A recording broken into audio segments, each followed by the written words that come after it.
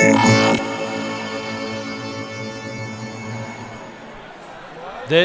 is a test of the Boundary Park alert system.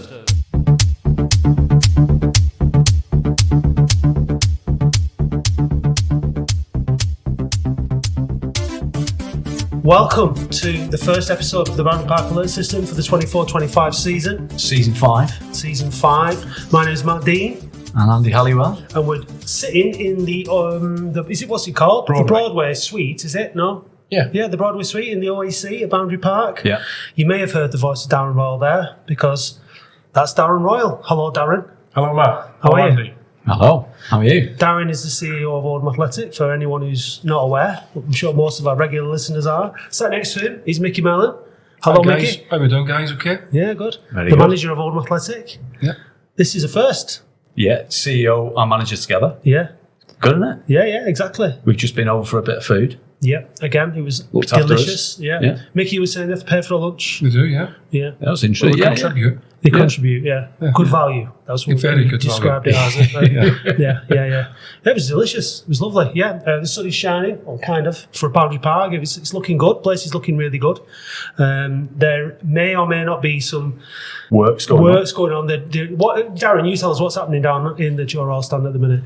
So literally live, the word, which I don't know why it's called this, is vomitory. Yeah. And it must be a building or building regs or safety assessment group word, but they're basically putting a new vomitory in, which is a new entrance and exit to the stand on the halfway line, which will mean that the stand can be accessed via the supporters bar during the game.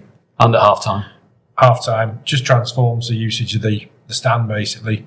Takes the pressure off both sides, because it's busy on a match day. So that's the noise, if you hear it. Yeah, if you or feel it. It's the biggest saws I've ever seen in my life. These massive circular saws that are like drilling through the concrete. Yeah. And in true partnership, obviously, it's Bill Quinn's saw. It's Oldham Rugby soaring through the stand. Oh, is that right? Yeah. I was actually expecting to see Frank behind a hard hat, if I'm honest. I think Frank's over in the car park in that big high Mac digger. Yeah. We just saw something of Bill in a digger as well. Now that we were allowed to talk about that, but he showed us something. We just met Bill Quinn from the rugby and Luke Rothwell, and we were just chatting before we came in. I was talking to you a bit, Micky, about the difference in we were allowed into the press office and stuff under the previous ownership, and we said this last season because it's the same thing, but it's such a welcoming feeling. We kind of feel like we're all in it together now, and it's chalk and cheese from what it was like a couple of seasons ago. Andy, you were just saying to me then, you haven't had to think about Oldham Athletic over the summer. Yeah, I've had the whole in a good way. Yeah, the whole summer, not really worried. A couple of years ago, I'd have had this, the horrible pit of my stomach feeling about, are we going to get through the summer? Are we going to go under? None of those worries. Yeah, Great, so it's all good.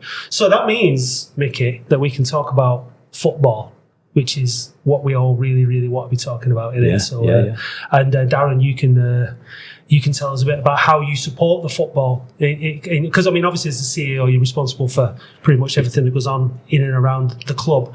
But it's really important, obviously, that you two work really well together. So I think we're going to start off on pre-season, Andy. Well, let's start with, I think. Correct me if I'm wrong, Micky. This is your 14th pre-season as a manager. Is that right? I tied him up, yeah. Fleetwood, Tranmere, Dundee United. I had them all up. I think it's the 14th. Right. So you've had plenty of experience. How does this one compare to the others in terms of, the work you've had to do and the prep you've had to get ready for? So it's always that wee bit, I wouldn't say easier, but you can get a wee bit more prepared if you're running into it from the end of last season. So you kind of know that you get the preparations right, even at the end of last season, for that first day back. And with the relationship we have with Darren and the board, we were able to pretty much put down a skeleton, if you like, of what the pre-season was going to look like, how long it was going to be, and then trying to get away the second week of pre-season, which every good club tries to do. So it was. We have got templates of how we've done things before that we've adjusted if we didn't think it was right. So we've got to a good stage now, as you say. I think it's at 14. After 14, I think we're getting better at it. So, and then of course it's just about making sure that the players' attitude is right to come back to get fit. I imagine some years must be easier than others, though. So you're into the process a few years in, and maybe things are a bit smoother than when you're starting it first time. This is your first pre-season with Latics. Has it been harder work? Normal, easier? Where is it on a scale of 1 to 10? I don't know. You can't really compare because everyone's very, very different. But certainly here, we sort of know, and we owe due respect to players in the process, if you like, of what we wanted to do to try and turn Oldham around. We knew that there was going to have to be difficult conversations had to be had to move players out, and then we had to try and be calculated in terms of who we were going to bring in and what positions we were going to bring in and around the ones that we believed would still help Oldham win games of football. So that happens everywhere. But we were well on top of that, we were well organised in that. There's still bits of work to do on that, but we're really pleased with the stage that we're at sitting here today. We're pleased. Yeah. Could we just talk about, you just touched on recruitment, so I'll just ask that before we come back to Darren.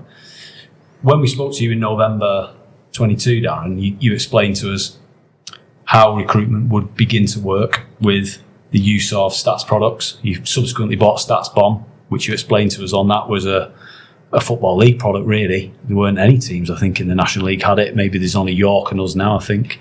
And there was a team of people casting a wide net around the addressable market. Then there was quality control with the scouts and the head of scout, and then the management team would make the final decision. Is that a process that's still in place, or has it changed or morphed, or are the stats products still involved? How does it work? I guess to both of you that question.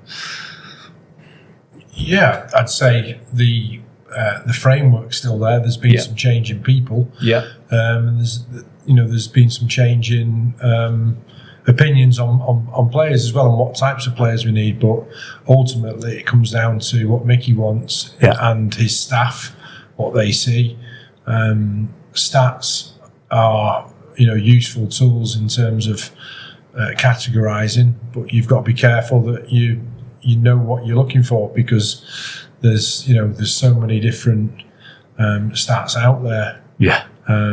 So I think, in fairness to Micky as well, he shared more than anyone last season the frustration of the last 10 games, and it's a brand of football that you look back at other teams that have been promoted 5 times as a manager, they're not, it doesn't play that style of football. So I mean, already I can see a difference, and it's dangerous to look at pre-season games, but you can with wide players and players that we brought in and creative players as well.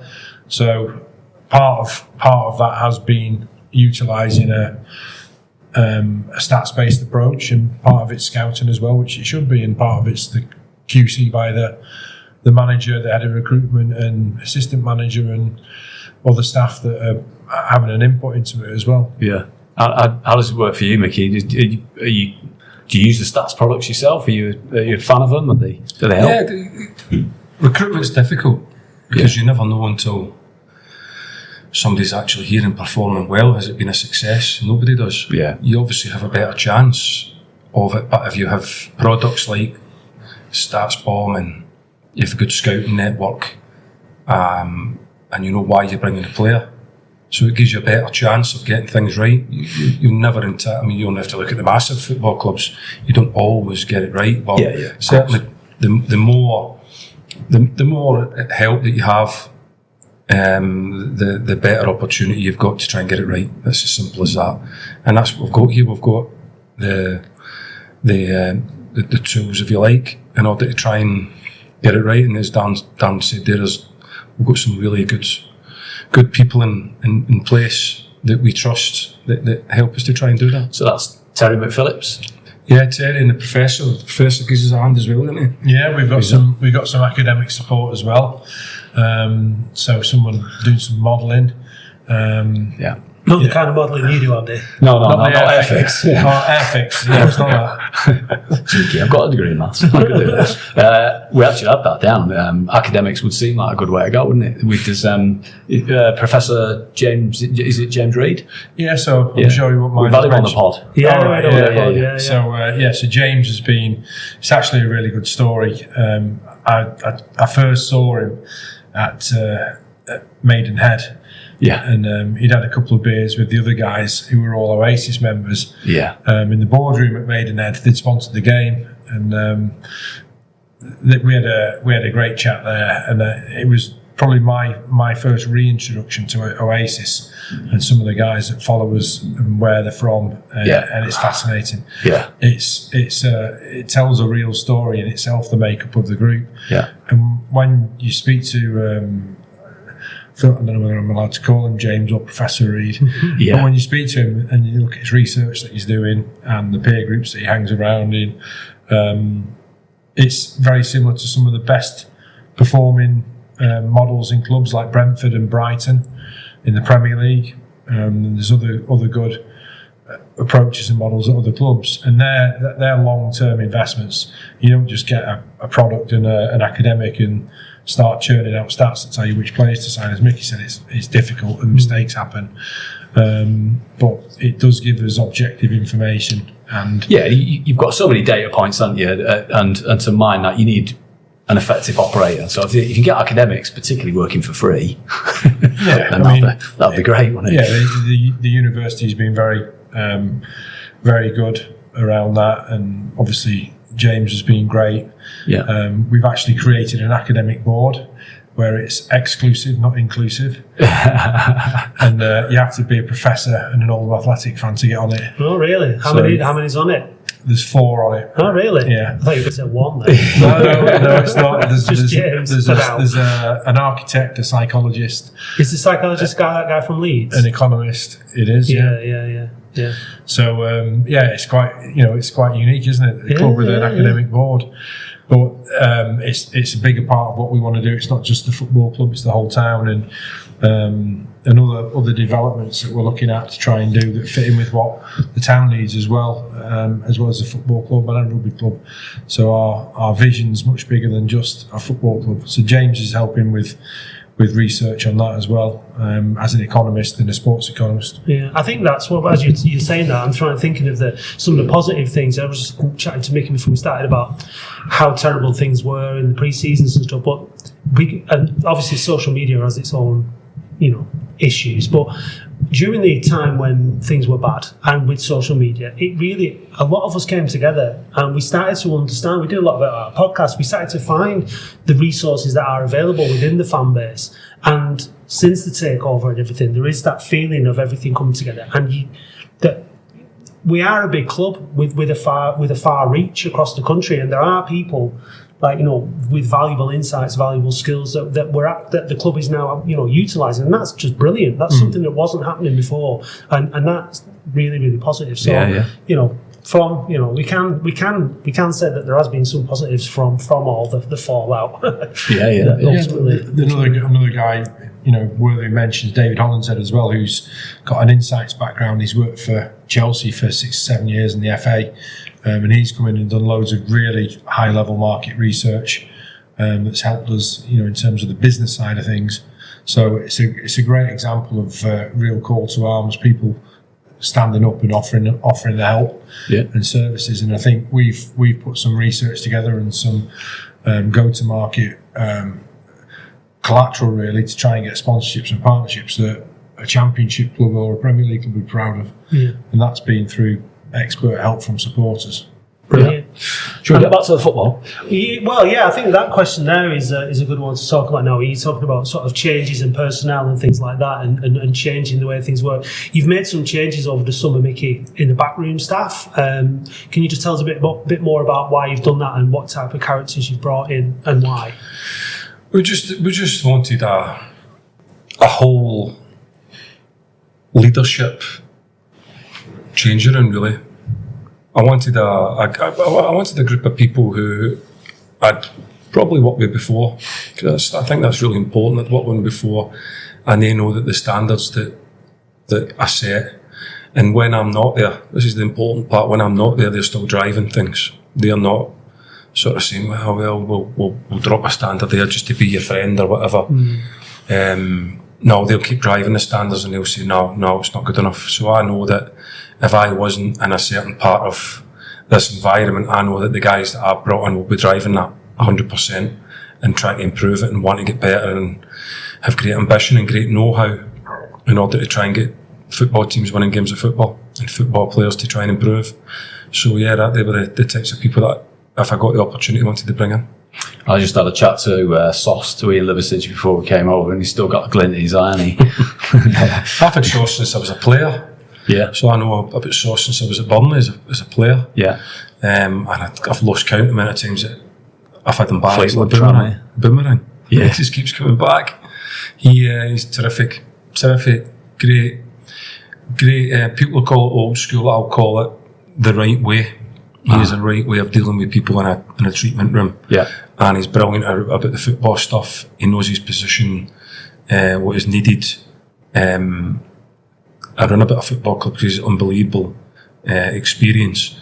And he's also a good guy. So he obviously loves Oldham. Yeah, he loves Oldham no doubt about that. Yeah. When the opportunity came to try and bring him in, when it was put to the board, they were as excited about bringing somebody with that quality back to the football club as I was. Yeah. No, that'd be great for everyone. And we spoke about culture a lot on the podcast. We talk about it within the club, everything about it. The fans, like our culture of, not accepting defeat, but getting used to it and just thinking, here we go again and all that. But it's really, really difficult to change that culture that has permeated through the club over decades now, to just flip it to a winning culture, isn't it? And I guess that's the process that you're trying to do. And I guess it's frustratingly slow for everybody, but it's something that takes time, and you've needed the time now in the job to identify what needs changing. And how are you feeling now in terms of your confidence looking forward into the next season based on everything that's happened so far? Well, addressing the first bit of what you said, you're right. Oldham has, way before me, has been in decline for a long time, in real serious decline. And when Darren and the guys came in, whatever people will look at speed of turnarounds and all that, and they stopped it. They stopped the decline. And ever since the first moment that they've come in, whatever, I don't know how you measure progress apart from saying, we're winning games and we're going up the league or whatever. This football club is completely transformed. A lot of people can't see behind the curtain of it just playing on a Saturday, but you look around this football club now, we've got a training ground that would be the envy of anybody. That's taken time, it's taken good investment and good and hard work, a lot of hard work from a lot of good people around the football club. You look at the ground now is immaculate. It wasn't before. I've came here before with teams, and this stand that we're sitting in now was in darkness. And the atmosphere was toxic. The football pitch wasn't like it is now. You look at the dressing rooms, they've all been refurbished and all the rest of it. And now, as we're moving forward, we are now getting players, young players and players that we believe will continue to move things forward. Of course, what has to happen at a football club for everybody is that you have to win football matches and get Oldham back to the Football League. But this football club is on an unbelievable turnaround. And if anybody doesn't see that, then I can't help that. I can only tell you what I've seen. I've been in football and for a long time, and I've seen a lot of stuff in football, and I understand, because from what I've been told, and coming here and play and taking teams here to play against Oldham, I know how big a turnaround has happened here. So it's not about what slowly. It's been massive. And it's still got loads of legs to go. But we all understand how to be able to do that. The Latics Football Phone-In is back on the 7th of August and every following Wednesday at 8:30 p.m. It's the only Latics live stream where you get to give your views and opinions and the opportunity to chat with the one and only sexy Dave Bradley. Visit weareoldham.co.uk and watch on YouTube at Oldham Fan Media. 34 years at the end of 24-25 season since we achieved anything, being defined by a promotion or winning a trophy. Who's the next team behind us? You know, I had a little read up before we came, and how many years? You got any idea? You're not allowed to say Everton, right? they've been in the you know, the European competitions and been in cup finals. That doesn't count. The club, football league club, typically behind us that hasn't achieved anything for the longest Still time. in the football league. Yeah. You could take Division 5 as well. It would include that. But the team that's gone the longest amount of time after us. Any idea? Well, I know because you've told me. Oh, I have, yeah. Walsall. Right. How many years? You know. 17 since they last won promotion or won a trophy. It's half the amount of time. It's 17 years since we last got in the playoffs. Yeah. And Walsall have been in a Football League trophy final at Wembley and been in the playoffs once in that 17-year period. And that's the thing you're talking about, Micky, is you're absolutely bang on. Our decline has been so elongated and prolonged that actually it affects the culture, not only presumably within the staff at the club over time, that the turnaround is being changed, but on the terrace as well, because we see it amongst the fans that we stand around, it's affected them. That 34 years has just like broken them internally to the point where as soon as a misplaced pass occurs, they're off, and you're like, just calm down. Yeah. We're on the way back. But it's hard to believe, but we actually remember us going to Wembley and all that. We're as old as Darren, which is it's hard to believe. But it's a long, long time ago, and a lot of the fans that we know have never seen anything at all. I mean, they don't even remember the playoffs in League One. It's scary. Yeah. But I mean, like, you're absolutely right. I mean, I live near Chapel Road, and the season that of the takeover, that Chapel Road looked like a wheat field. It had no water over the whole summer. It was just, everything had just been abandoned and just left, and it was grim, and so much positivity within the building. So much has changed, like you said. But Darren, a question for you about Micky. Since Micky's come in, what positive impact has he had? What difference has Micky made in the day-to-day, functioning of the club, and what you see that we don't? I think the big intangible that's difficult to measure but has to change is a culture. And since we've arrived here, I think the first the people that we've already worked with have been part of that. The first 400 metres around the track, without a doubt, the owner or owners. I'm totally biased. I think we've got the best owners in the football pyramid.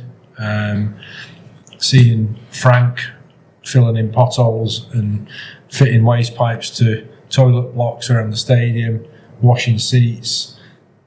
Culturally, that tells everybody that you're going to get your hands dirty and muck in and sort stuff out. And Sue and Luke are magnificent, and they get involved in the business. I've seen. Well, we've spoken to them both, seen them both here today. Big smiles. Genuinely happy to see it. It's great. Yeah. And whether that was luck or hard work finding them. I've spoke before about Paul Whitehead particularly as well, and the work he put in to trying to find new ownership. But that's, I would say, it's hard work. You keep going till you find the right person, and that day was a special day. I think when we parted company with David, I think it was self-selection really with Micky. I don't think you were desperately looking to get back in, were you? Not at that stage, no. But when an opportunity presents, we had, I think it was 2 3/4 hours on a call on just talking about football, and nothing structured. It was just, I was just inquiring if Micky was interested to begin with, and it was quite funny because we were talking about some of the crossovers, and James Norwood came up, didn't he? And as you were talking about him, he knocked on my office. It's now a classroom. He knocked on the door, and I thought, well, this is a bit spooky because he's never knocked on the door before, James. And then I think culture's one of them. Professionalism, continuing that journey, developing the club, and building on all the departments, and recruitment is, because you can have a club with no sports science, no nutrition, no medical, but if it recruits the best players, it's got more chance probably of winning. So I think for us to have the opportunity to have Micky here with his record as a manager and a player, it was obvious to us and really exciting. And we've worked on a joint vision for the next 3 years, which is rare in football, but it's exciting. We hope to be coming back to you to talk about that once that's all refined and detailed. But that's all. We might tell you about some of the stuff today. You might go, those guys have been taking something. But actually, it's not hocus pocus. It's actually, if anything, a bit unambitious, because it's all been done before, hasn't it? But it's ambitious from where we are at the moment. But yeah, I think the main area is culture and quality of players coming in, and development of players as well. It's around developing the assets that we've got. It's been a really difficult time because we've had to say goodbye to the EPPP Academy. So again, it's sliding doors, and it's dealing with that change, and being able to focus on winning football matches. So I knew St Andrews was a great idea. Micky had, and I knew it's basically you go up there for a week and you get a solid week of bonding as a group of players, but also in the right environment and the right culture. It's just what we needed, and obviously Micky and the staff were able to create that and deliver that as well. There's a number of directions we could go in here with questions now. Well, you've got a piece of paper. You choose. You just touched upon the academy, so let's delve into the academy a little bit. Everyone's gutted to see it go for any number of reasons. I had a little look down at the players that we've sold in recent years who've never really played for the first team, but have gone on. Players like Damon Park went to Fulham. There was a lad went to Newcastle. We saw one to Barnsley at the start of last season. It makes money, doesn't it? The academy, or it contributes. Yeah, I don't know how long you've got. You got me on a soapbox here. The academy, just so we're all clear on this as well, because there's been confusion around it, even with some of our external partners. The academy, you lose the funding after 2 years of not being in the EFL, and you lose your registration. So you've got no choice in the matter. We'd started a full-time education programme the year before we lost it, so we've got a new programme, a new model to carry on, which was good. Losing the academy is without a doubt a kick in the teeth, and it's when you weigh up that Rochdale and Bury have both gone in this part of Manchester, it's crazy. We did write to the Premier League. We tried to change the model. They have, and respectfully, they put a lot of money into the system already. And I suppose from their perspective, there's got to be a limit on the number of academies. But nevertheless, it's tough. If you look at the World Cup and the England team, I think there was a stat going around. But half of them came from Football League academies. Edgeley and Cheadle Hulme. 30% of that team's from that area. And if I throw my mind back to here, when I played for Boundary Park Juniors, the year below, Paul Scholes was in that with Trevor Sinclair. 2 or 3 years above, there's David May, Mark Robbins. The Oldham's academy at the time was littered with international schoolboys and kids at Lilleshall. We were giving players a year's pro contract before they started their 2-year academy journey. So it's tough to lose your academy now, because we are in a place where the Premier League's been won 16 times out of the last 25 years in Manchester. And Manchester is seen as a global hotbed for football. So it's it's essential that we get back to the EFL. Would we go back into, would we expand the academy and try and recreate the same structure, whether a Cat 4 structure or moving to a Cat 3 if we got back in the Football League? Is there an intention to do that? Yeah, so that would be a priority. Yeah. But we'd also keep the programme that we've got as well, because it's a late development model. So it's one where you get people coming in at 16. And is that designed to pick up those that maybe the Premier League or Championship clubs have discarded? Discarded, or players that are in the semi-pro system. Yeah. So, okay. Yeah. you know, a good example is Craig Dawson, who was playing at Radcliffe Borough, then got taken on at Rochdale, and then, well, an even better example's one that Micky had, Jamie Vardy. Yeah. You know, there's lads that come through that level of the game that go on to play at the elite level. There's a lot of lads that have not come through the conventional EPPP system. Yeah. However, going back to it, as part of the model moving forwards and the club being self-sustainable, we want an academy where we've got protection over players, and the ability to, because presumably at some point that's what's giving you the protection over Harry Vaughan. Found the names: Harry Vaughan, Sam Alabi, Aaron Atkinson, Damon Park, Junior Lawamba went to Salford. Presumably, we got some money for him as well. I guess great to see Mo Doro sign. What, Alfie Atherton and Jesse Williams? Presumably, they've elected not to take up their offers. Yeah, so they've not taken up their offers with us. I think they're looking at trialling at other places at the moment. So are we still protected with those because they were under the? Yeah. Okay, cool. So you could get some money for them, but it obviously generates revenue for the club, I guess, is the point we're making, and as well as giving providing a pathway for the likes of Will Sutton to come through. So you don't want it to be shut down, do you? You feel like it will be detrimental to the club in the future. And the crazy thing is, we're talking about, barring having a general election, we'd have had a football regulator, and one of the big topics around that was financial. And it's as a director of the National League as well at the moment, it's about sustainability of clubs. Yeah. And one of the top 3 areas is protection of young players, because lots of National League clubs lose young players to EFL and Premier League clubs and get nothing for it. So, that is one key area. So I'm hopeful that with the new government now in, we can get this football regulator bill passed and get them in, and it does offer us an ability as well that's agreed with the EFL and the Premier League and the FA to protect youth players at League 5 National League level. Yeah. Micky, have you got your eye on like another Jamie Vardy? Say yes, please. Another Jamie Vardy. Is that because we don't think we've had a great deal of success in signing players from the divisions below us in recent times, have we? Kurt Willoughby's just gone back to Chester. Is it? Are they hidden diamonds in those leagues, or are they out there, or have you got? It's difficult. I mean, when we first took Jamie Vardy, there was no guarantees. It was a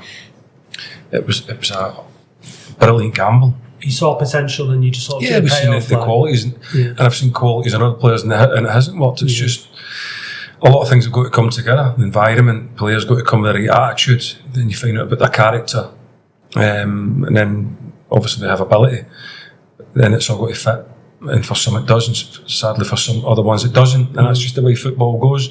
But we do work very hard in non-league to try and there's players like Darren said come late, get into a first team, start playing first team football very, very quickly and progress quicker.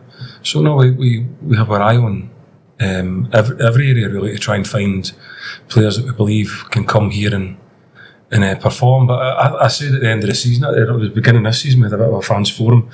Oldham's a difficult place to come and as a young player, because the demands are probably more than, with all due respect to the clubs around here, Radcliffe, Borough, these kind of clubs. These don't have 6,000, 7,000, 8,000 fans going in, what have you got?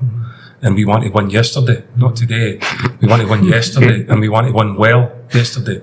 That's a lot of demands to put on every single player that comes here, every young player. But some, the best will handle it.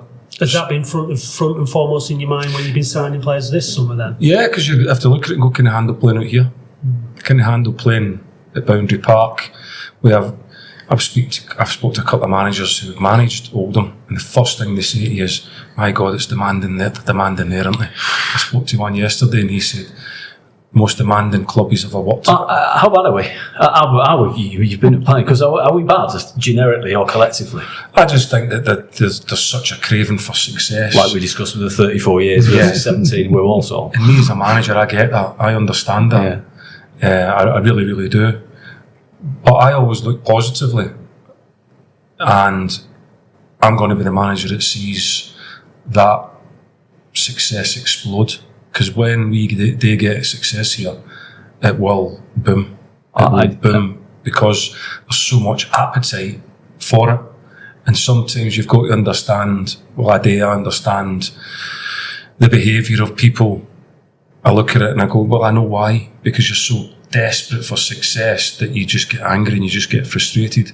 And I understand that and I get that. So I feel that I'm probably the right person at this time to be able to handle that and get on with the job and sort of not dismiss it, because I feel for the supporters. But I know that when we get this success here, then you'll see this place explode. And then your name goes next to Jimmy Frizzles and Joe Hollis afterwards. So no. Andy coined a phrase last season or the season before about being Zen. Andy was, the Zen master, and just after everything we've been through, just saying, look, it's going to take time, but we are where we are, and we don't have to panic, we don't have to worry. We've tried to be really objective when we look at things on the podcast. We try to be positive all the time.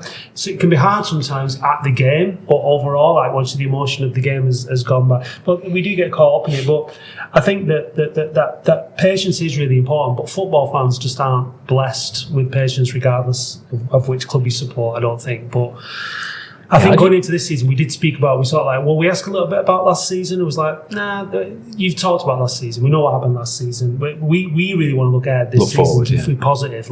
These conversations, it's about next season, hitting the ground running. We really, really, really, really do need to win our first game of the season at some point, quite soon. Though. Ideally, this season. Dice in the States. Do you know how long it is? No. It's 2013, I think. Wow. Steve Nidgeway. There you go. So it's little things like this. Ought to be done then. So optimistic about the first one for a while then. And I don't care. I'll take a scrape of 1-0 against Braintree, own goal in off his arse. I'm not bothered as long as we win that first game of the season. Because I know that what you're saying is that people will carry that tension in. People take that knowledge of that we've not won our first home game for so long. They take that in, they take that tension in there, and it's palpable. And I'm hoping that as many of us as possible, the sun's shining, we take it in. Fan bars open, and it's a good day, and we win the game. But I think that will then set the precedent for the rest of the season. But that, like you said, it's football. If you don't win that first game, you've just got to push yourself off, and the next one comes around quick enough. One of our favourite Micky Mellon phrases that we've repeated on the podcast a few times is, Micky knows what good looks like. Yeah. Right. And we talked about culture and recruitment. So we're looking at the players that are your signings. So we've got Harry Charsley, Manny Monthe, Josh Kay, Reagan Ogle. I'm not going to say Jez Run and Jegbulham. That's not my skills. Amongst obviously the players that you brought in the back end of last season, what is it that those guys offer that you think is going to, obviously they're good footballers, but what is it else that you recognise is going to help drive this club forward about those lads particularly? Well, a lot of it is that we needed their positions as well. Yeah. Because there's a big thing here in Oldham. Again, you spoke about never winning the first game of the season. They don't get right backs. Yeah.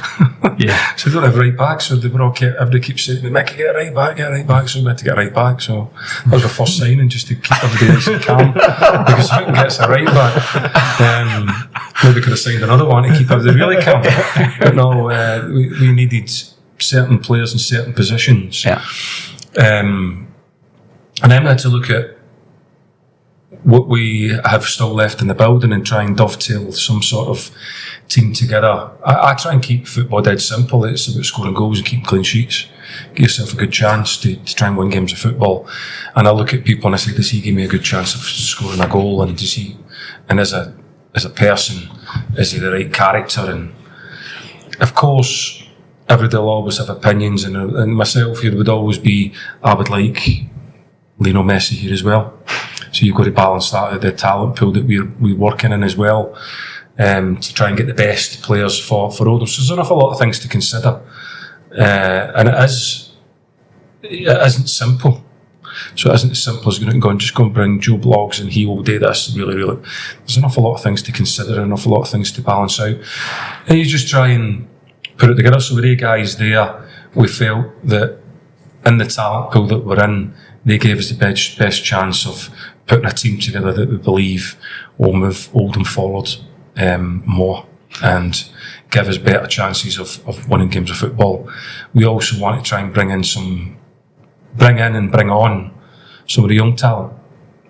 So Jez that you spoke about, we want to bring him on. We see the qualities that he has, and we believe that we can grow them. And then you have young Will Sutton come through.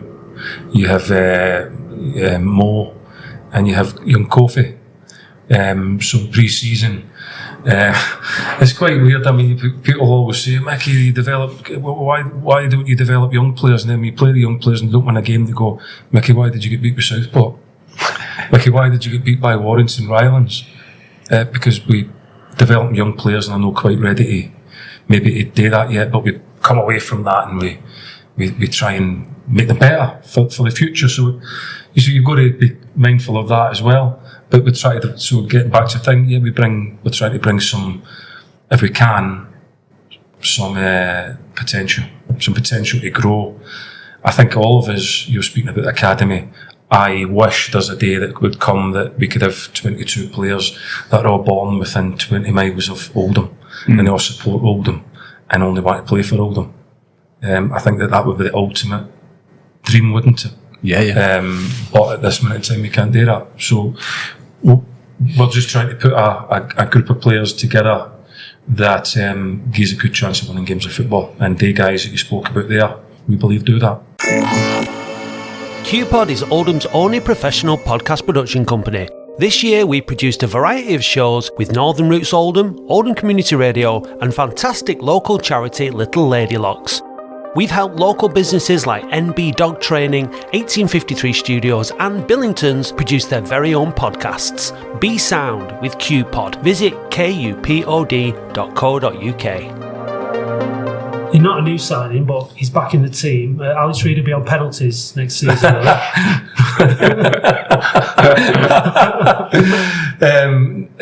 don't know. Wasn't the best, was it? But listen, I always say if you want to go up and put yourself up there, you would prefer that you score it. But then when you look at the optimistic side of it, as we always try and do, at least he had the balls to stand up. At least he hit the ball. Yeah. What kind of a chat have you had with him? Because obviously he was missing for a large chunk of last season. And None. Have you? No. None. I don't. None. No, I don't. I very old fashioned. You come here and you play football. You have to. There's behaviours that you need in order to be, and this is all of them. Every one of them. If you behave in a certain way and you make good footballer decisions, like you just said there, and we all had a laugh. I do know what good looks like. I've played with good players. I was a good player myself. I can speak about that guy now because he doesn't exist anymore. Micky Mellon, the player, but he was a good player, and he knew what good players looked like. Played with some brilliant players, and I've also been able to manage some terrific footballers as well, and I know the behaviours that they had. So as I've gone through my football career, I know what good looks like, and that's what I mean with that. So when I see players making poor decisions and decisions that don't make you a good player and don't represent Oldham properly or give Oldham a chance of winning games, you'll not play for me. You won't play for me. I don't care, because I understand the work that's getting done here by the family and Darren, because behind the scenes we work our arses off. And I also understand the desperation, because it is desperation for this fan base to find some kind of success, which is getting back into the Football League. And if you don't represent that, and you don't live your life representing that, you don't play for me.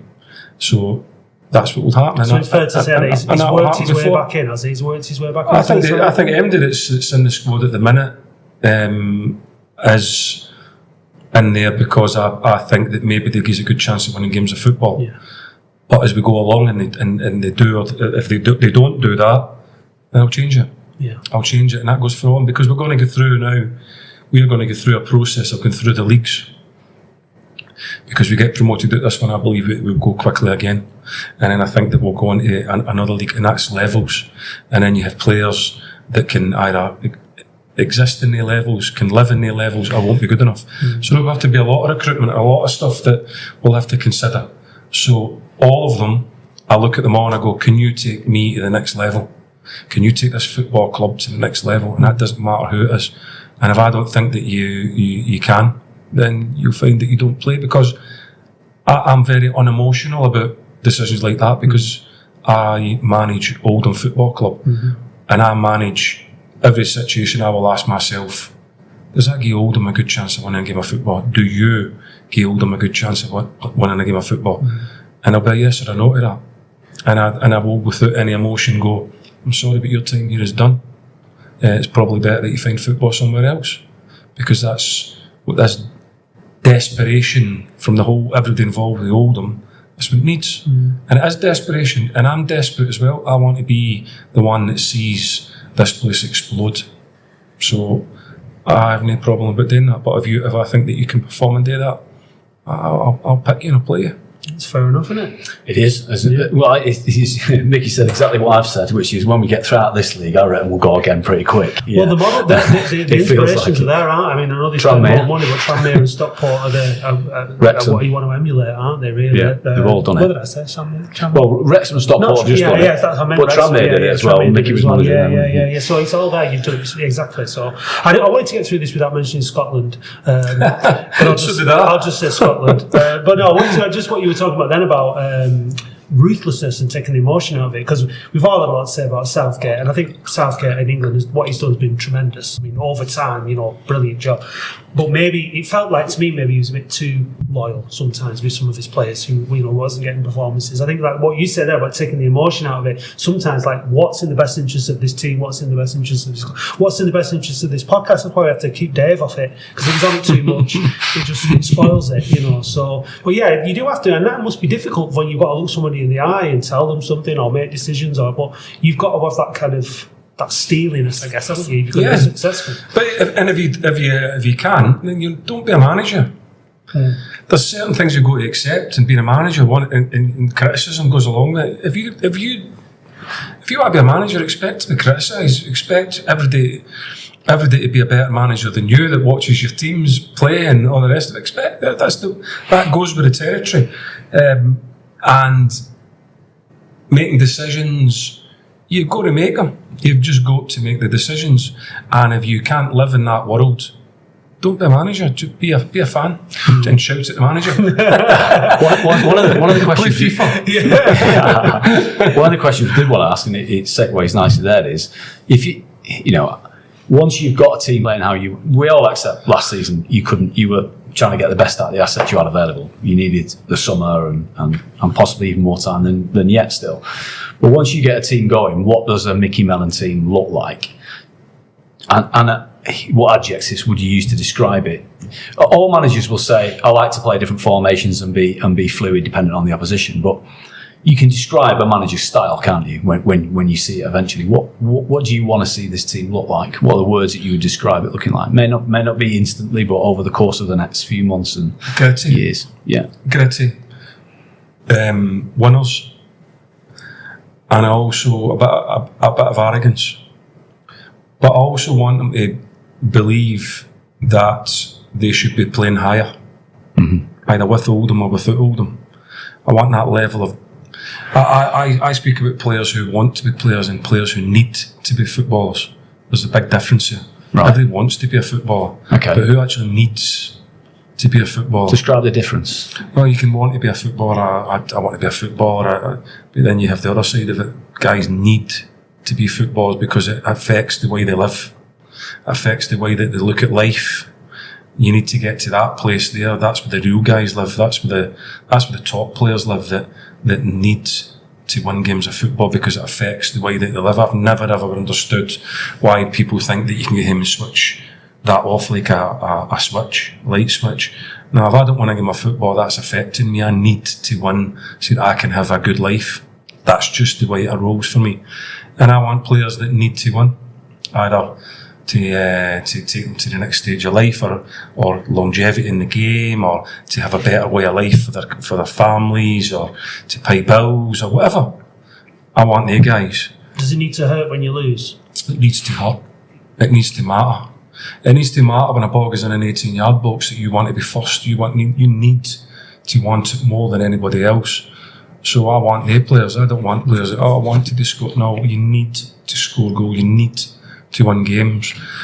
And I want to play. I want a team that runs hard, passes the ball well, plays with an objective. And that's the important thing. I don't want to pass for the sake of it. I want a team that makes good decisions and picks the right. Because the biggest thing in football is decision making.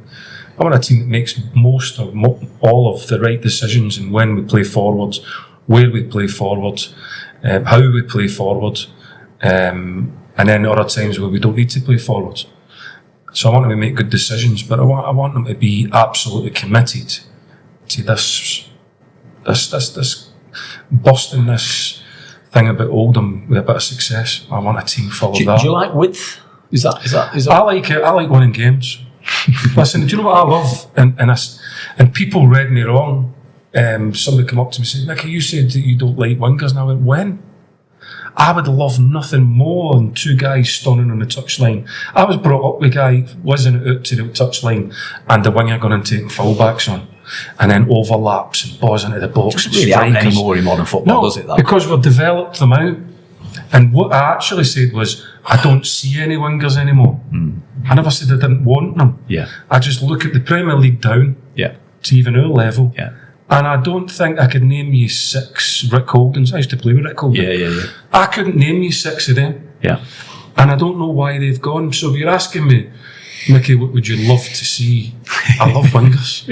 I love people taking people on in wide areas. I love overlaps, underlaps. I love all that. Get out wide and do all that. And I was brought up on Joe Royle's teams doing that. Yeah, get up on a box and 2 strikers. Yeah. But these days, we will not play against the same system, even in the National League.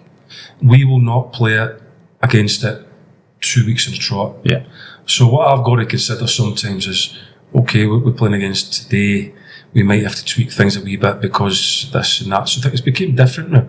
When I was brought up playing, I was a bit younger than the Joe Royle teams.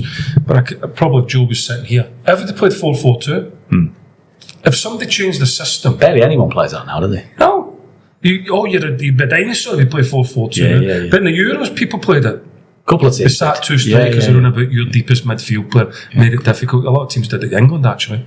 But getting back to what I want to see all that. But I want to see love of the game. Love of the game of football. Respect for the game of football. I want them to appreciate how brilliant this game is. And one of the things that you mentioned about the academy, and I think people miss a lot, it isn't about the ones that just come through. It's the opportunity for a kid in Oldham to pull on an Oldham kit. Yeah. I think I get quite emotional about that. I think the odds now are 0.01 of every kid in an academy becoming a footballer. I think that's not right. just in the club. I've read that before, yeah. Being a footballer. Yeah. But let's look at that better than that and look at it and go, there's going to be that many kids around about the Oldham area that said that they pulled on an Oldham jersey and played for an Oldham team. Now that's going to be missed for a lot of the kids. Yeah. Darren, we've got the older one now, but I'm talking about 4, 5, 6, 7, 8. Granddads come to watch their kids. Yeah. I'm talking about community stuff now. Yeah. Pulling an Oldham kit on. I mean that's just an unbelievable opportunity that when E-Triple-P came in, and I think I was still just being a manager then. That was one of the things I thought right away. I thought all these kids are going to just get vacuumed to these big clubs, and these smaller clubs. We're going to lose the opportunity of the young kid around the corner being able to play for Oldham's under 10s against Rochdale under 10s and a kit and nets and all that. It's going to be gone now, and that's the sad part for me. That I think that's lost now. Yeah, of course, it's great that you get their names through. Yeah. but there'll be hundreds of kids in the Oldham area They've just had that experience. They're going to miss that. Well, let's get back to the Football League and then we can put it back in place again. Right? What you were saying about you need players who need to play football. What this club needs, what the fans need, they need heroes. You talk about Ricky Oldham there. The best 3 wing performances I've seen at Boundary Park: Andrei Kanchelskis, Ryan Giggs, and Rick Oldham. That's the kind of company that he was in. He was a brilliant player. He wasn't an Oldham lad, but he was one of my heroes. He would cross it in, Richie, Palmer, Marshall, all these. But you can see with some of the players and the fans just how they take to certain players. They want those heroes, and we've not had them because players have been on 1-year contracts. We've just not had the longevity within the club. We've not had them coming through the youth rank. So those players, the players and the fans haven't been able to get that connection, and it's just one of those things that we're just teetering on hopefully in the next season or two. Well, before I came here, that's an interesting point you make, and I say this to a lot of Oldham fans. Before I came here, I wrote a book, and I went to meet Joe at Darren's mum and dad's house, and we were speaking about his Oldham team, and he said to me, it could never be done again. He said he couldn't do it now again. He said, you've got to remember that back then when Joe recruited, he was recruiting from Manchester City, Leeds.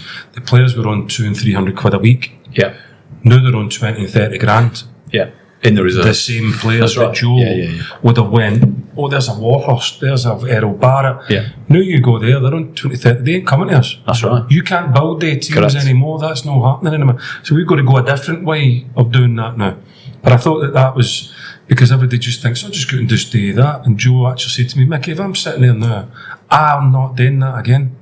Because I'm not getting Errol Barrett for whatever, and I'm not getting Warhurst in a fluke. Which that he said, he actually said that. He said he got Warhurst, and they had to fight hard to get Barrett because he kept taking place with Man City. It was the other way around. It was the other way around. It was Warhurst. But so that's the difficulty of it now, to try and find it's difficult to get them to come. The Man United players or the Man City players or the league. I guess what you can do is go down the loan route. So there's a couple of is when we spoke to David last year. David, I thought, quite eloquently explained why in Division 5 it's difficult to get loan players in because they're often your first loan. You don't know what you're going to get. So it's a bit higher risk than maybe if you're in League 2 or League 1 where you can get a second loan and that sort of stuff. Kind of made sense to me. And a lot of the loan players we have had in the seasons we've been in the National League have been hit and miss.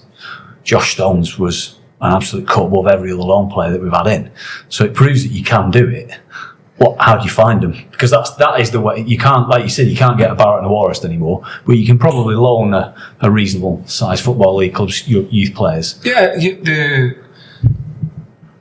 one of the other loan players we played, I don't think it's fair to name him, played for England. As an England youth international, and came to Oldham and it just didn't work. So he'd more of a chance actually on paper of being a success at Oldham than Josh Stones, who'd never played for England. So it is difficult to look and go that you're going to definitely come to Oldham and do well. There's obviously ones that you look at and you go, there's more of a chance of you coming to us to do well. But the loan market for us, we would be really attractive for a loan because of all the things that we would challenge a young lad on. Because if you can play well at Oldham, perform at Oldham, you can find consistency to perform well at Oldham. Me as a manager, if I was loaning a player here, I'd look and go, if you can handle Oldham, should be out in League 1. You're coming back, you're playing for me. So happy days. So there's a lot of attractive things for us to think about. But David is quite right. There's a wee bit of snobbery as well about I'm not wanting to go to the National League or the one that dropped into there. But actually, when they go here, they would probably be challenged more than what it would get at most places. But it begs quite a point to be raised, really, that Darren, with a few years ago, our reputation within the game was mud. Loans, people, people didn't want to come on loan. Clubs didn't want to loan players to us. It wasn't a good reputation. Is that starting to? is that repaired across the game, or does that take time? I mean, obviously you mentioned, Micky, the facilities, the training, the whole professional setup. Does it take a little bit of time, or does everybody in the game now know that Oldham is a proper football club again? I think it's that's changed. It's more about the difficulty of convincing players and sometimes their agents as well that this is the right club. Because the preference would be, I guess, if you're in the Championship, coming down to a League One or a League Two. The irony is going back to James Reed's stuff when he looks at the ELO rankings, and when you speak to Dave Chandler at Stockport, they'll say that the top half of the National League fits into the bottom half of League Two in terms of competency. Yeah, and that's shown, hasn't it, with Stockport and Wrexham going through the gears. So this is a really difficult league for that reason, two promotion spots. But if you are a player, there was some news this time last year that there were talk about them extending it to 3. Is that and that's gone quiet again? Yeah, it's still ongoing work with the league and the EFL. And so what happened this year? League. So what happened this year? Probably not. Yeah. I think we can assume it'll be 2 promotion spots this year. And another thing I just thought of is the football, the TNT contract, like national games being broadcast. Do you know anything about that yet?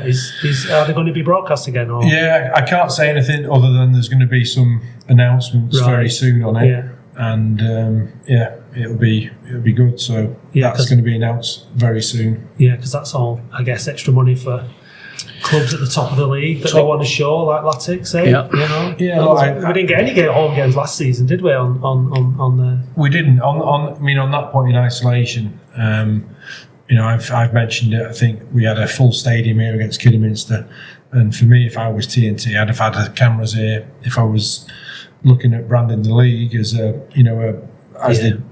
Wrexham games last year when the place was full. Didn't do ourselves a great deal of justice that day, though, did we? We didn't. But I mean, in terms of the National League, though, for them, the administration though at the National League, the executive at the National League, the GM and the chair have done a magnificent job because they've transformed the revenues, and that was announced in Newport. It's almost doubled. So, it is getting the recognition. The Premier League are putting more money into it as well. And it's when you look at sharing those revenues between 72 clubs, it loses its significance somewhat. But it's supporting, steps to National League North and South more at least as well. So it has changed significantly.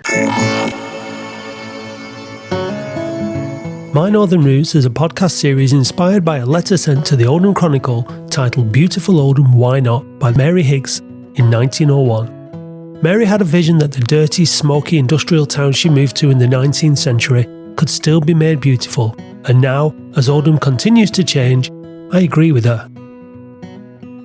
My name is Matt Dean, and in this podcast I share my journey through a lottery heritage project with Northern Roots Oldham. A journey which has made me think about where I'm from, what the future holds, and asks Mary's question again. Beautiful Oldham, why not? My Northern Roots podcast is out now on Spotify and Apple Podcasts. Talking about money, segue into money. So the 22-23 club accounts told us that the club lost £1.7 million in the year. The OEC lost 500 grand in the same year. That follows the Rothwell's initial circa 12 million quid investment to save the club from going under. If we assume the 23-24 accounts are even worse, they're at least 20 million deep now. And obviously that we're all incredibly grateful and lucky to have them here. We've also moved some players out on loan. We've talked about the likes of, you mentioned Kurt Willoughby earlier, Joe Nuttall. Presumably the clubs that are taking them on loan are not paying their entire wages. You wouldn't expect them to. How long can this continue? How long do you get any feel for there's a time limit on what can be done, or how important is this coming season in effect for the income for the club? No TV deal, no academy, all that sort of stuff. Do you feel like is the pressure building, or is it still relaxed, or money's not, it doesn't come forever, right? It doesn't. So each season that goes by without us getting into the Football League, you look at it and you say, well, there's a loss there, and that's, if we don't progress and get better and closer to doing that, then you'd think there was a problem. The objective is to be something that's a self-sustainable club, which is quite a bold statement to make. But with what we're doing in the background around our plans for the future, around developing the site, around the sports theme, that gets us closer towards that. The sooner we get back in the EFL, the more sustainable we are. The longer we're out the EFL, the more we're reliant on an owner to put money in. Well, you just touched upon it there, and you mentioned it earlier, so now will be a good point to ask. So what are the plans outside of it? Obviously, we know about Little Wembley, just over our shoulder at the moment. Work hasn't started yet, but I'm presuming it will do once funding's secure. What else is the plan that's the forward-thinking stuff that you touched upon earlier in this interview? Yeah, so part of it is getting promotion back, which is working with the squad and the team, and with Micky to try and get back in, because obviously those revenues in the EFL transform you. The stuff here is heavily based around education. There's opportunities within that, the various tiers of it. There's some great opportunities that we could look at with the hospital as well, or our wellness centre.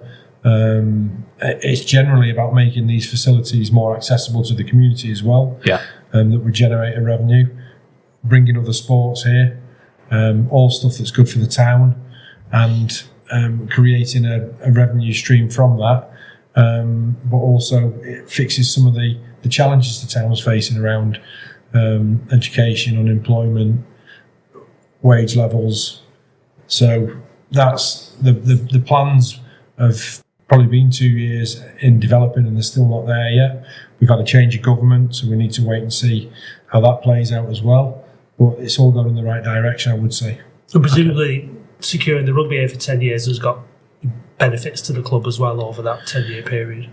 Yeah, going back, I've said this to a few supporters, we didn't help the rugby club. Chris Hamilton helped the rugby club survive for as long as he was there. I think it was over 20 years, wasn't it? Chris was there, well, and he passed the baton on, and we played a part in that, and we're delighted to help Bill, take over. But part of that was to make sure that it was a good thing for the town.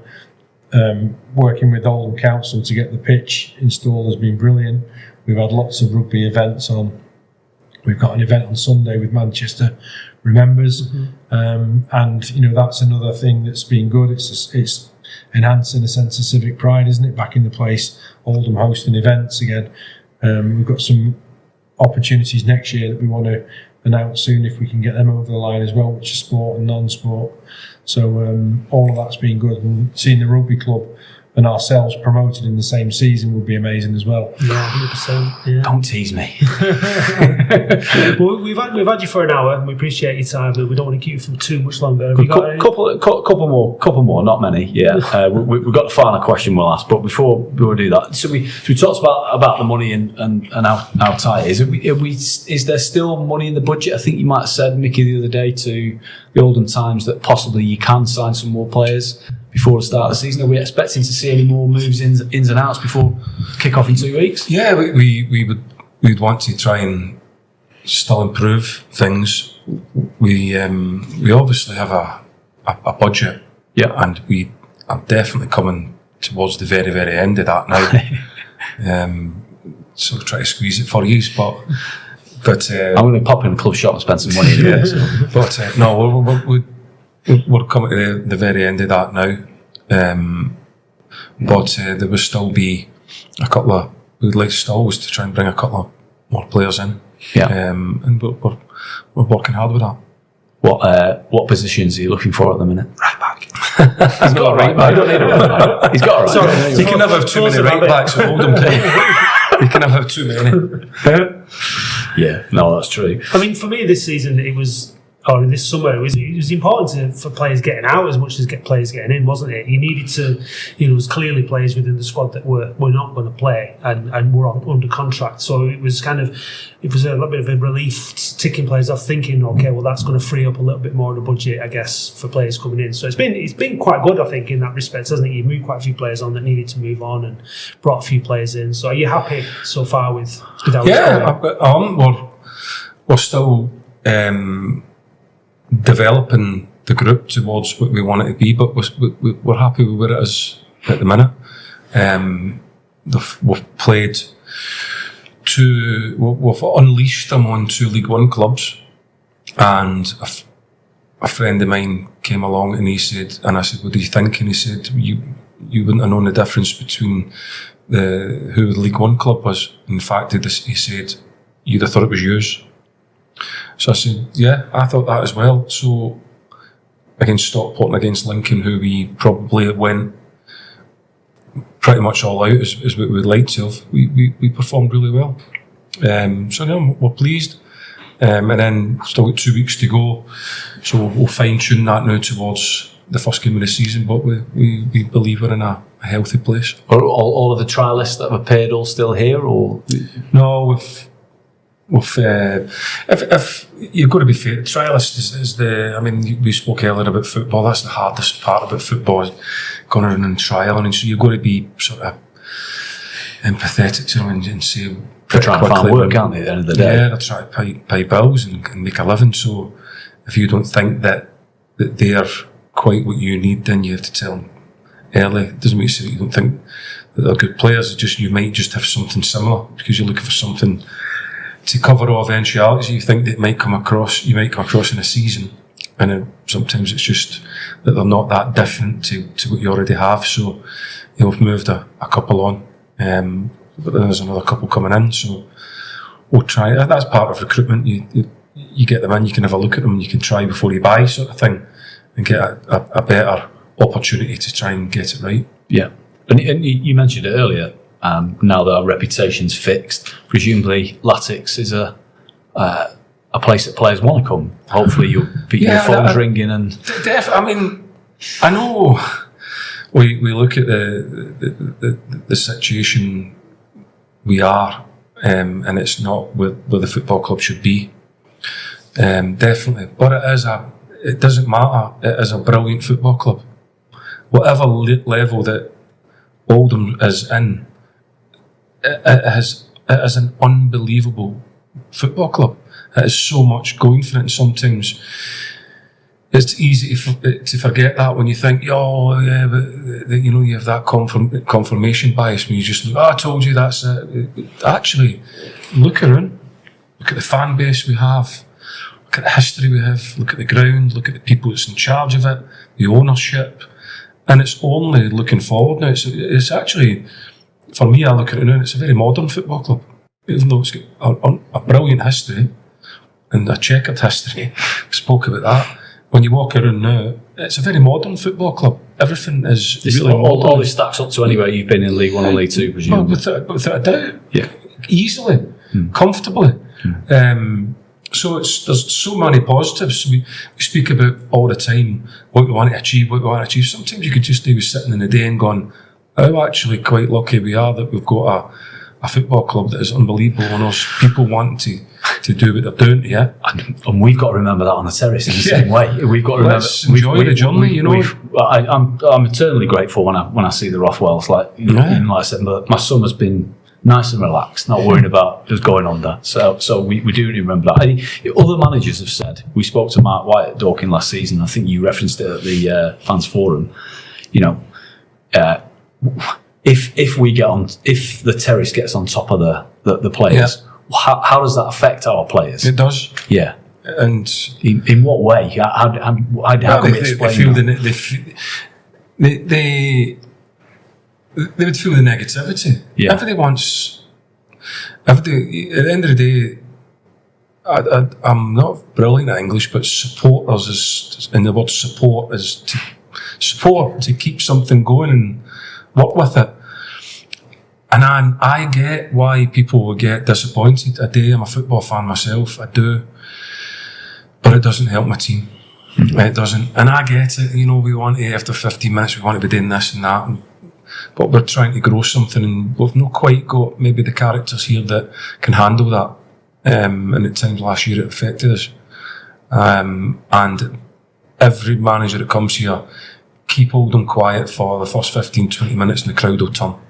And I said that not to try and slag people off or have a go at anybody. I'm never ever did. I consider myself a big part of Oldham, but I just wanted you to know that that's what they do. Well, Matt White had already told us on the podcast before you mentioned it. We'd heard it before, and we'd said it before. Yeah. So we feel it, and but the thing is, the frustrating thing is like, I mean, on some of the away support is brilliant. Unbelievable. It's great. And some of the support at Boundary Park as well, when it's rocking, like the potential for that support and for those more, and hopefully this season is the season where a few things click and we have to play a part in that. I want to emphasise that. Yeah.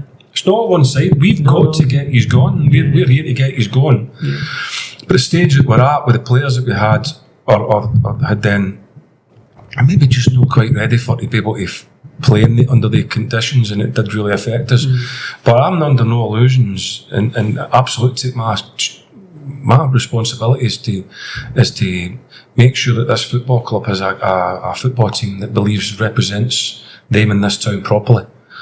But we're early in that journey, and sometimes just understand that a lot of clubs are coming here now and working that against us a wee bit. So just maybe a wee bit of consideration to it. But absolutely, I'm here to put a team together that wants you to walk away at night and going, I loved that. That was great. That's what we eventually want to get to. Let's ask our last question. Yeah. So speaking of expectations, then, according to the bookies, we are second favourites for the title/promotion. How do you two see it? Do you think that are they? Do you think we're at that point now, or what do you make of the rest of the likes of Forest Green, Rovers coming down? And is that competition going to be? Obviously we've lost some of the big clubs out of this division. So does that make it potentially, on paper, quote unquote, easier to get promoted, or is there now a real cluster of teams that are really going to be battling it out? Where do you see us fitting into that sort of equation? It's as Darren said, it's a really, really difficult league. And I want to try and get this right for you. I want to win it, yeah. I want to win it. But to do that, we have to perform. I know you touched on last season, and you have to be good enough. And being good enough is coming together into things like being able to deal with setbacks and having the right motivation and having the right ability. Ability is a whole thing. And if we come together and perform anywhere near like what I think that we can, then we'll have an unbelievable chance.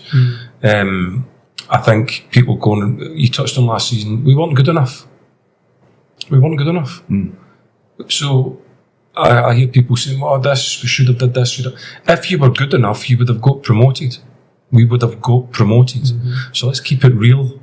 We weren't good enough. But people keep speaking about these last 11 games of last season, 12 games I think, is 11 games. We lost 3, we drew too many. But do you know, we played all the top teams and they couldn't beat us either. So I'm careful to make sure we stay away from that narrative that Oldham collapsed. Now, Oldham held Chesterfield and before they put the handbrake on, and Southend and all of these teams. We played, we had a tough running. We just couldn't get the victories, but we weren't getting beat. But this season, if we can nudge it a wee bit more and show a wee bit more quality, and because in some games like the Halifax games, we were winning twice. This season, if we're going to do what we're going to do, when you get the lead, you should be winning games of football. To get it twice, we weren't good enough. So that's what we're going to have to build on now. But I don't buy into that thing that last season there was any big, this great big failure. We weren't good enough.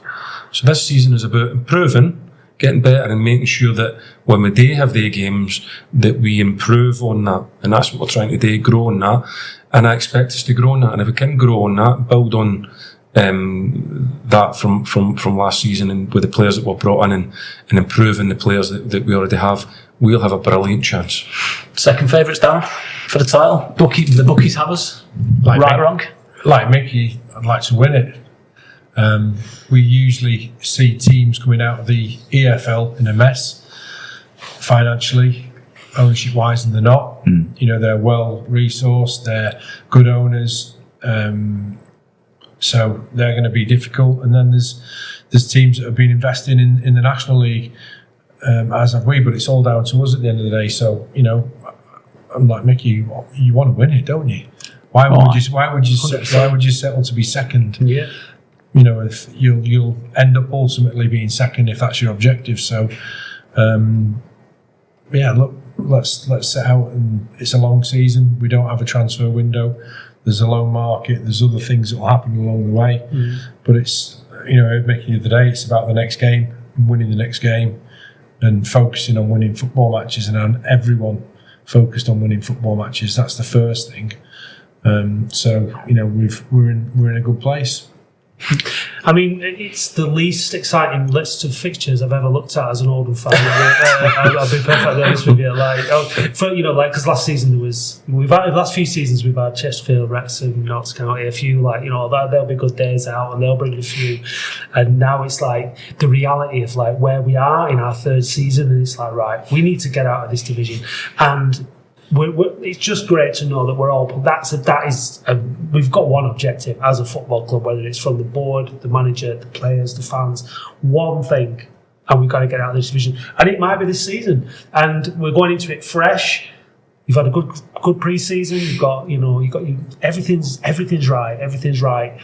We'll see how it goes. Season 5 of the podcast, we could really do on a Sunday with some wins to talk smiles on our faces. It's quite difficult for the last few seasons. So, but again, it's the same for you, innit? You don't have to go and do the pre-match and the post-match interviews, and you know, with that feeling, and you're repeating the same things over and over because you know that ultimately, like I said, things aren't going to change.